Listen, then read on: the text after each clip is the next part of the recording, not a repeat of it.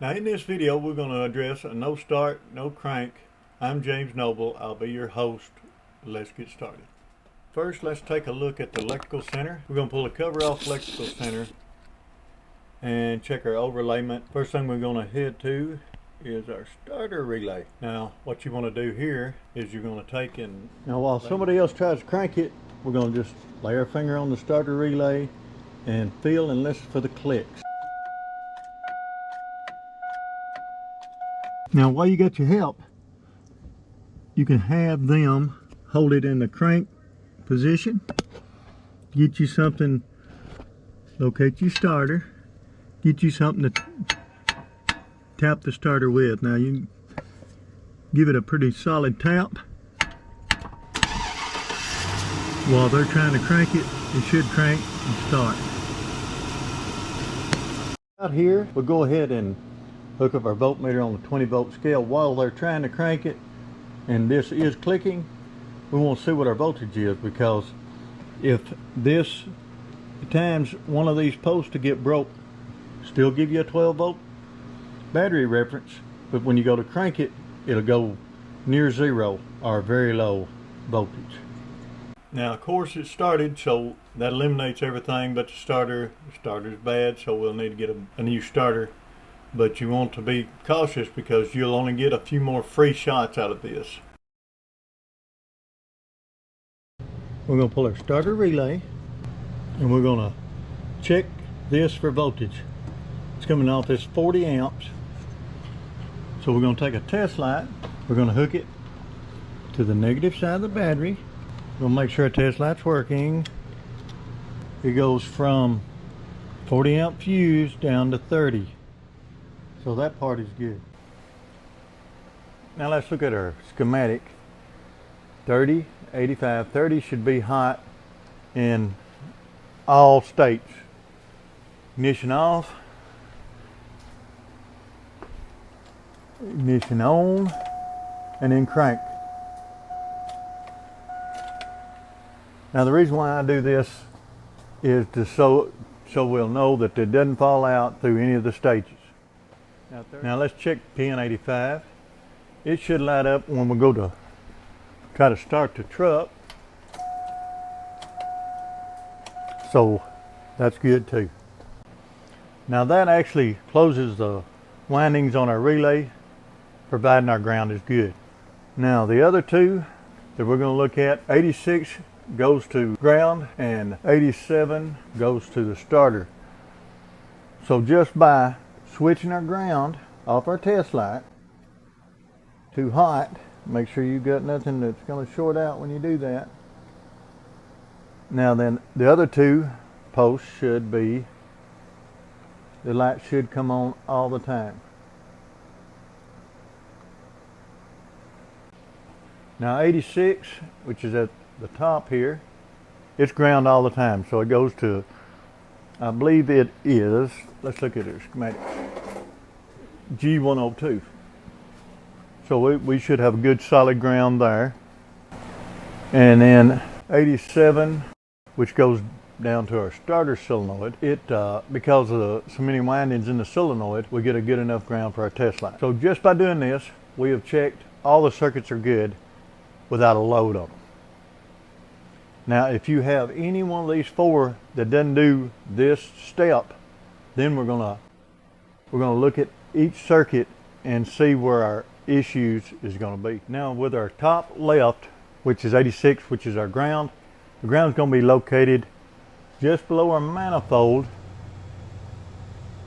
And I'm going to tell you, if you have an issue with it, you're going to have, it's ground for a lot of other components, headlights, PCM, things like that, and you're going to see other issues if that's your issue is the ground.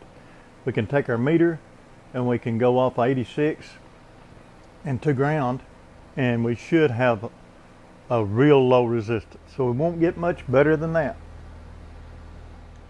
Now you can't take a resistance reading with any loads on, so you want to make sure everything's turned off before you do it.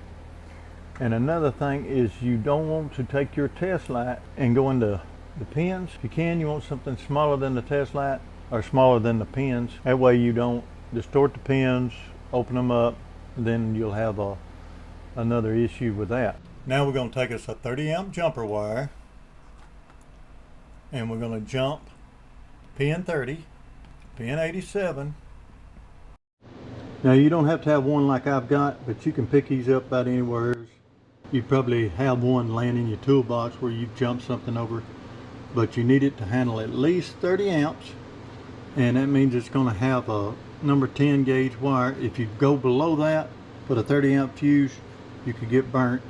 And if you put something bigger than a 30 amp fuse, or if you just try to jump this over without the fuse in it, if your starter is shorted, it will burn up your circuit. You may even get burnt. Now our purpose for doing the jumper wire is because the test light, we've already proven that we do have voltage there, which says the fuse good and the circuit is good, but we don't know if it can handle the amps, because once we engage the starter, if there's a high resistance in any part of this circuit, it's going to show up then. Now if you notice, we're fixing to jump a 40 amp circuit with a 30 amp fuse, and this is to make sure that you don't overload that. If there is a short in the circuit somewhere, we're going to go pin 30 and we're going to jump it down to 87. Now you want to make sure everything's clear, because if this engine cranks and you've got your kid's hand down in there, it's going to cut it.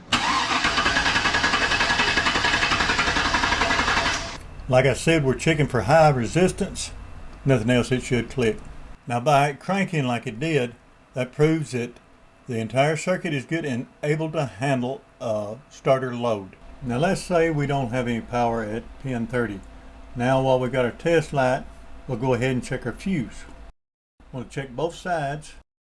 Both sides are good. Our issue is going to be here and here. Now here's what you want to do. You need to pull your fuse and see if it's distorted in any way, where it's been overheated. If you see a distorted fuse, that means one of your pins is not fitting good and it's overheating the fuse.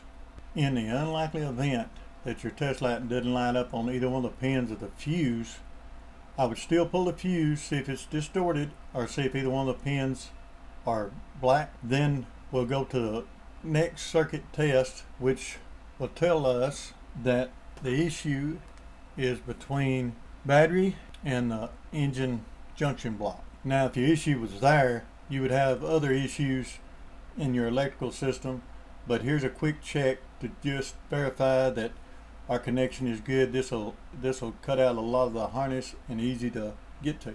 Now let's look at our schematics.